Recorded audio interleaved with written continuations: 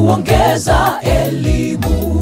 Mwenye ufahamu ayafikie mashauri yenye njia, kufahamu mithali na kitendawili, na maneno ya wenye hekima na mafumbo yao.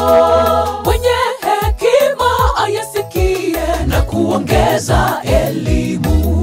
Mwenye ufahamu ayafikie mashauri yenye njia, kufahamu mithali na kitendawili, na maneno ya wenye hekima na mafumbo yao. Mwanangu, sikiliza mwongozo wa baba yako, wala usiyapuuze mafundisho ya mama yako.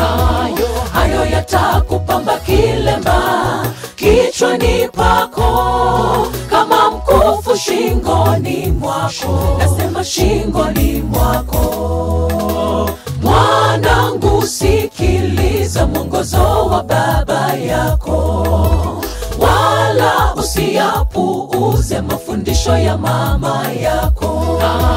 Hayo yatakupamba kilemba kichwani pako, kama mkufu shingoni mwako. Nasema shingoni mwako.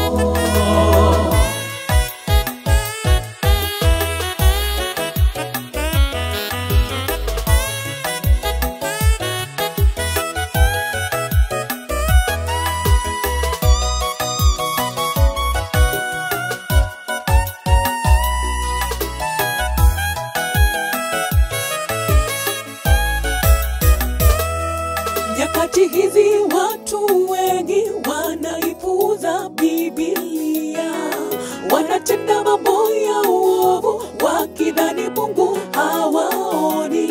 Hawayasikii maonyo na mashauri wanayoambiwa.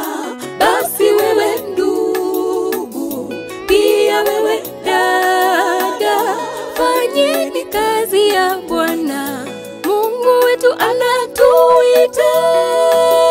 Mwanangu, sikiliza mwongozo wa baba yako, wala usiyapuuze mafundisho ya mama yako.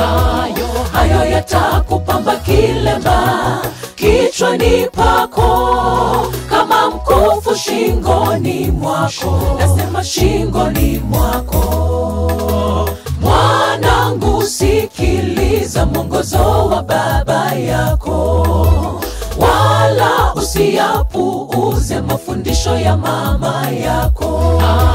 Hayo yatakupamba kilemba kichwani pako, kama mkufu shingoni mwako. Nasema shingoni mwako. Mwanangu, sikiliza mwongozo wa baba yako, wala usiyapuuze mafundisho ya mama yako.